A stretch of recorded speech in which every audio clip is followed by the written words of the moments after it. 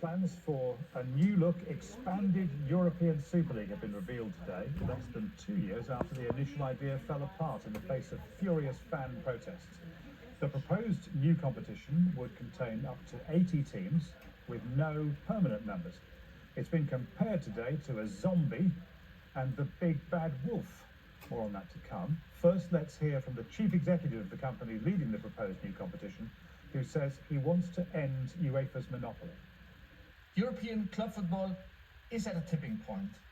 Huge imbalances have emerged across the continent, and clubs with glorious European traditions are no longer able to compete. Clubs bear all entrepreneurial risks, but too often are forced to sit on the sidelines when key decisions are made, and they're watching their sporting and financial foundations crumble. And our discussions have made clear clubs are often unable to publicly speak up against a system where the threat of sanctions is used to stifle opposition. Our objective is to present a sustainable sporting project for European club competitions, available at a minimum to all 27 EU member states. There are clear conclusions about the need for change and the building blocks of how to achieve it. Big talk then from the people behind the proposed Super League. Putting it in context, our chief reporter Kaveh Solakon. The European Super League is like a bad smell that you can't get rid of. I'm not actually sure this is news. What we've had today is basically PR, a press release, a slick video. There's very little detail about it. Apparently they've spoken to 50 clubs. Who are these clubs? Can we have the names of these clubs who are going to sign up for this European Super League? As I said, my reading of the situation is Real Madrid, Juventus, Barcelona, desperate to do something to be able to compete with the power of the clubs in the Premier League. That's why they're not giving up on this crazy, grotesque dream that they have of setting up their own European Super League. They believe European football is run by a cartel, and that cartel is UEFA. They want to replace it with their own cartel controlled by those three clubs. Well, there was a huge backlash in April 2021 when the first plans for a European Super League were touted. Fans from Premier League clubs showed their opposition to a competition that originally didn't include promotion or relegation. Here's what La Liga have said today. The Super League is the wolf in the story of Little Red Riding Hood. It is disguising itself as an open and meritocratic competition, but underneath there is still the same selfish, elitist and greed-driven project. Don't let their tales fool you. Here, the Football Supporters Association released a strongly worded statement saying, "The walking corpse that is the European Super League twitches again, with all the self-awareness one associates with a zombie. Their newest idea is to have an open competition, rather than the closed shop they originally proposed that led to huge fan protests. Of course, an open competition for Europe's top clubs already exists. It's called the Champions League. They say dialogue with fans and independent fan groups is essential, yet the European Zombie League marches on, willfully ignorant to the contempt supporters across the continent have for it." Many Premier League managers have been talking about this story today. Let's go live to Rob Jones, who was speaking with Brendan Rodgers a little while ago. Rob, Rodgers was pretty outspoken about the Super League when it was first mooted in 2021. What did he make of the new proposals?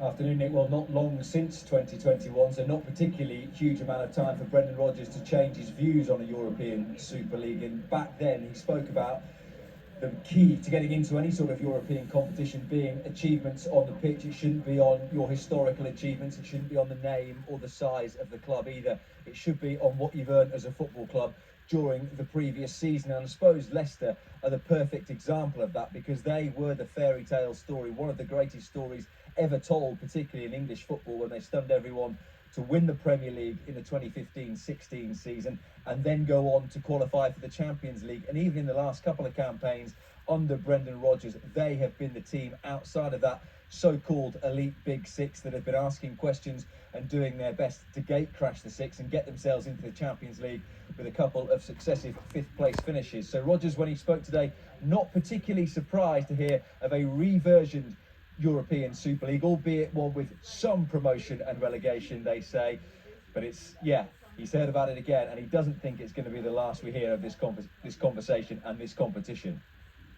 I think the messages that probably, I'm sure, will be given is similar to the last ones. You know, I think any reform in terms of the European game, or European football, cannot intrude on domestic football. And I think the one thing that really came out in the last episode was about the merits of the qualification to get into that.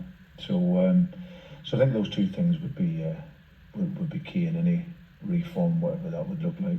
And like I say, it's something that I haven't looked too much into, to be honest, and because you've literally just said it to us, but that would be my own thoughts. It certainly was that the last time. Are you surprised that, given the ferocity of the reaction from in the game and within supporters as well, that another version has resurfaced so soon after the last one? Not really. No, I think it was clear, especially in this country, what the supporters thought of it and what people in general, football terms, thought of it. But I don't think it will go away. That's the reality of it. There's a reform in 2024 of Champions League, so and various other forms of the European game. So I don't expect it to go away. But like I said, we have to keep a close eye on it because, like I said, domestic football, you know, the supporters don't deserve for that to be intruded on, and like I say, how you get into this is important as well. Within the document, it talks about things like improving fan experience or financing football further down the pyramid. Is that something that people in the game will see through quite readily, and that isn't really what this idea is about?